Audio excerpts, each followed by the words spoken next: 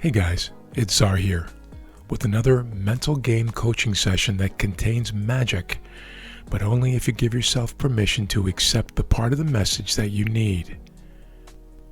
Today we will explore just one psycho-emotional practice of the master trader and contrast it with the mindset of the 90% of traders who fail at this game. Here we go. When a master trader enters a trade, they automatically assume they are wrong. On an emotional level, they are actually expecting a loss on the trade, which is an extreme version of acceptance. In other words, before they even enter the trade, they have already pre-digested the loss, so when the loss happens, it doesn't shock them, or surprise them, or destabilize them. The loss was fully expected and accounted for. The loss was accounted for financially, mathematically, intellectually, and emotionally. Now, when you think about the mathematical edge that a master trader brings to the table in the form of their proven trading system, a fragile emotional equation begins to appear. There are several unique paradoxes that must exist inside the mental world of the trader.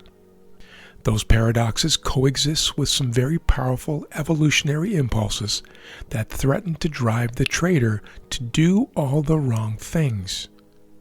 Despite this, the master trader has learned to navigate this landscape in a way that allows them to extract profits from the market over time.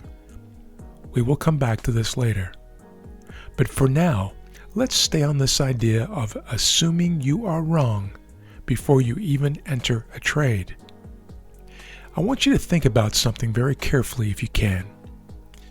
If a trader always assumes they're going to be wrong before they enter a trade, wouldn't it actually make sense for them to avoid entering any trades whatsoever? Think about it logically. Surely a conscientious trader would want to do everything in their power to avoid losing money. And since the next trade is assumed to be a loss, the trade should not be entered. And for the most part, this is exactly how the master trader operates. The master trader doesn't get to escape their emotional impulses. They will often receive many impulses, tempting them to enter trades throughout the trading session, but they will resist acting upon the vast majority of those impulsive signals. The master trader has learned, through much trial and error, mind you, that it's absolutely critical to only and selectively act upon those few signals that are so compelling that it would be a reasonable application of their mathematical edge to execute an entry, while still assuming they are wrong. And this is what separates the master trader from the 90% of traders who erroneously believe that more trading activity is what determines profitability. In trading, the idea that more is better is a catastrophic delusion, and it's one that will undermine every trader who fails to understand the unique rules of engagement that drive the profession of trading. The master trader is exceptionally good at refusing to act upon most of their human impulses to enter trades. In fact, they've learned to do the opposite of the 90% of traders who consistently lose money month after month and year after year precisely because they're aggressively entering trade after trade based on suboptimal setups.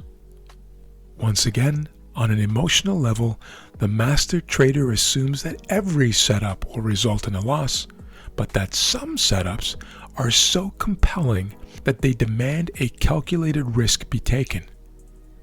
The behavioral distinction between the master trader and the 90% may seem subtle on the surface, but in practice, they are two worlds apart when it comes to self-control and emotional discipline.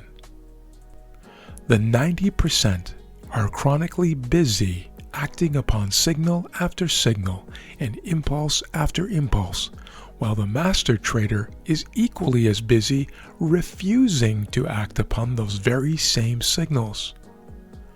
By the end of the trading session, the 90% have exposed themselves to a long list of trades, some of which may be wins and some may be losses, while the master trader has only taken the infrequent and most compelling trade signals, while eliminating countless signals that would have resulted in losses.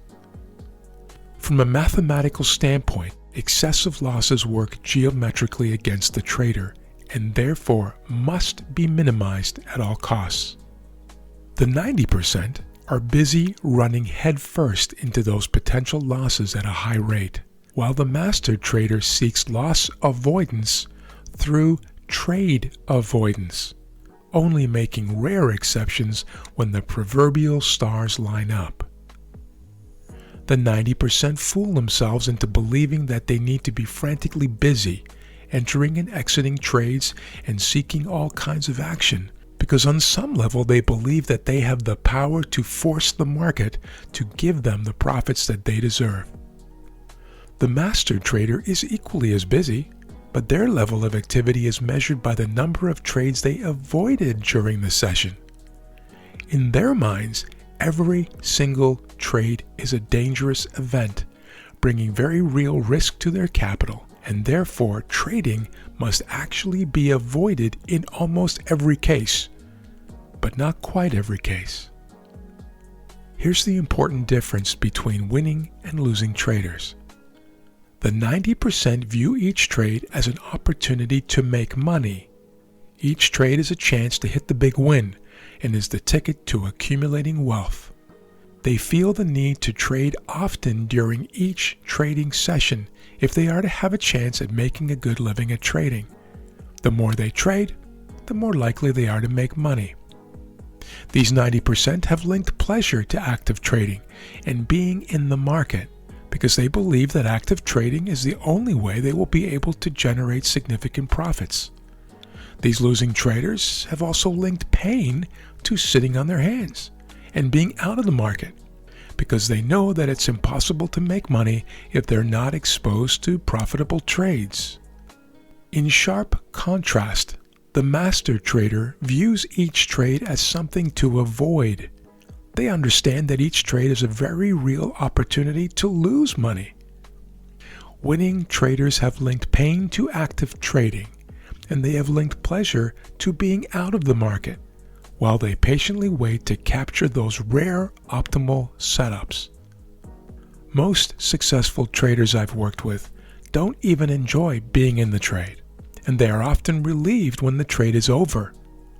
They only enter a trade when they are truly compelled to because that's their job, and it's how they're going to eventually get paid. For them, trading is not about being busy, or being active, or being frantic, or being desperate for profits. Trades are entered almost reluctantly and very selectively because that's the only legitimate way to generate profits over time. Can you see how the game feels very different to these two players?